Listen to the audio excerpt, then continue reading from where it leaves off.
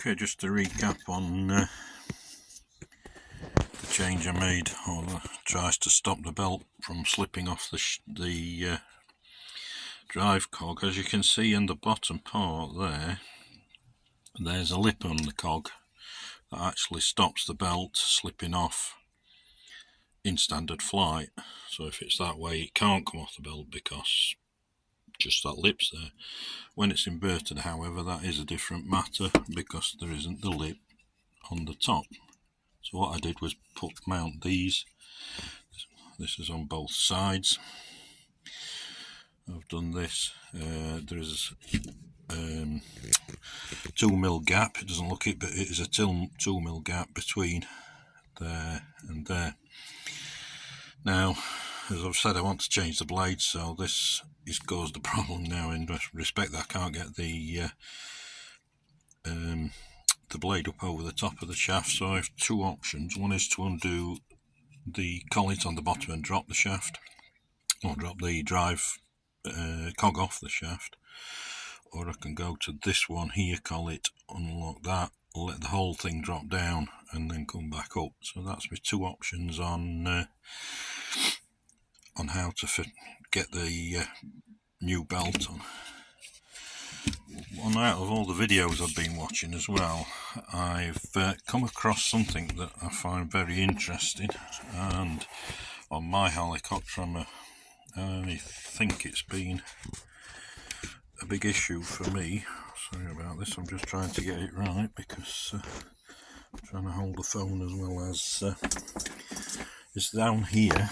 You will see a sprung tensioning arm, so that bit there, but the spring mechanism is back to the fuselage, so it's not helping to keep it is a little bit, it is putting an angle into the belt, but I feel that's the wrong way round, because it should always be putting tension on the belt that way. You can see here the angle that the belt is coming round at, so yes, it is tensioning, but when I put the new belt on, before I have a look at this, I will just see how much tighter it is. But you can see the amount of play, it's huge on here, so all this slack will quite easily help or make it so that the belt can jump off. And as I say, to me it should be sprung that way, always keeping tension on it. As the belt gets slacker over time, that's then allowed to tighten. As it is now, flicking back there and doing not a lot of anything. So that's something I've got to look at as well. Okay, while waiting for the components to come, as I say, I felt I may have bent the feathering shaft. I was looking for videos on YouTube of how to replace said shaft when it comes, and I found a great video of a guy who had done his shaft, who was changing his shaft. But he said prior to changing the shaft, a way to see if it is the shaft that's bent is to loosen one end grub screw. So here you can see now this is a little bit loose because I've undone the grub screw at that end, and then at the opposite end insert your Allen key in and just turn the feathering shaft inside there. Now it's a little bit stiff while I'm doing it, except easier on the video, but what you're looking for basically, if the shaft was bent, as you rotate it, these gaps would vary, and these blade holders would move a little bit, because the shaft is bent, and thankfully at the moment it seems to be that that's not the case, so I may not have to change the feathering shaft.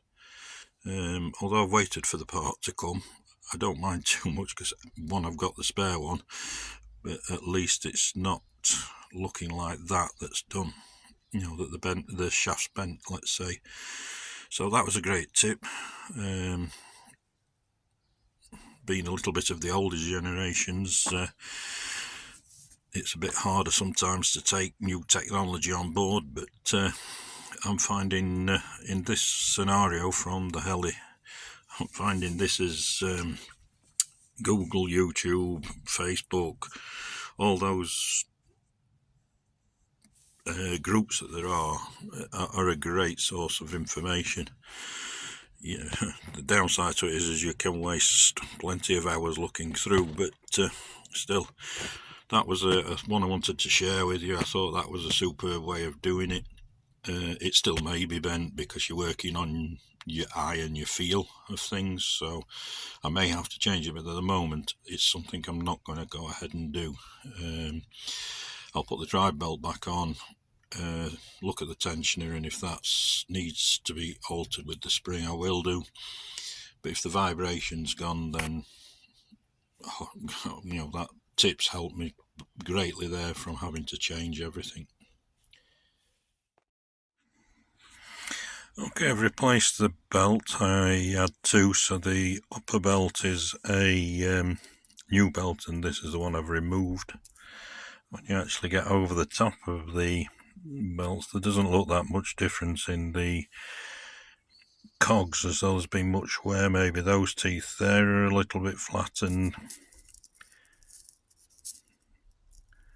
it's a little bit hard to tell by eye.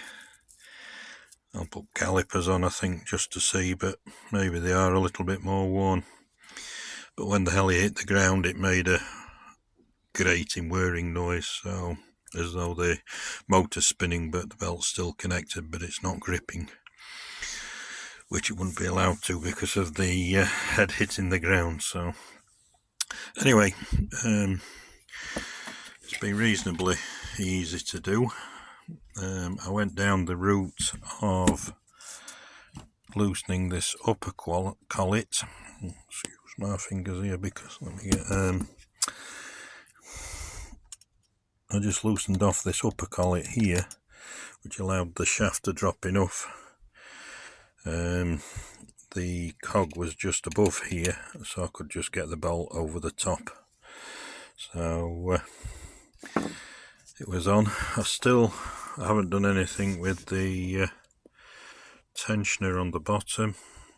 It is hard work this with phone in my hand, but anyway. So this tensioner down here, I'm at the moment going to leave it as it is. The belt does feel a little bit tighter on it, so it could be that the old belt was stretched. So this one does feel a little bit tighter.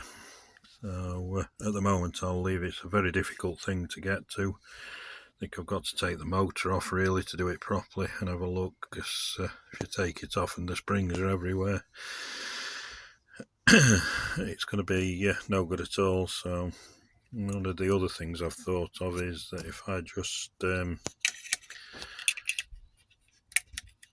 actually placed a piece of wood down where the head of the Allen key is, but we'll see how we go. As I say, there's quite a bit of tension still in there, and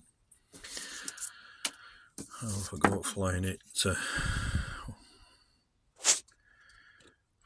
as it is. That's how it came from the manufacturer, so whether it's supposed to be like that or not, I don't know. I suspect not, because for my engineering knowledge I've got, if it's a tensioner, it should be tensioning towards the belt, not away from the belt. But anyway.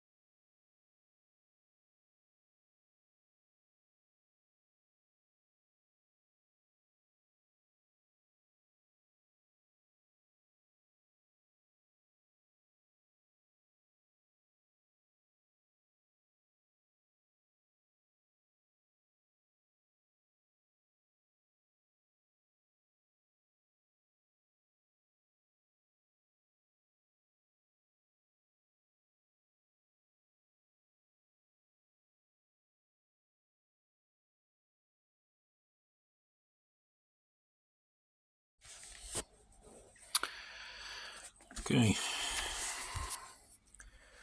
The grating sound that we can hear is literally the, try to get the position right, the belt is jumping on this cog, and I believe that is because that needs to be out, sprung that way. But there again, also there's a heck of a lot of slack in that belt. I've literally just taken the belt off over the upper flange. There's that much play in it. So I don't know now if to look for in the local model shops shorter drive belt, maybe, because I feel even if that spring arm is there, it won't give the tension that's required to keep it from pulling. Now if there was a spring arm there and a spring arm on the other side, then fair enough, but there isn't, so okay.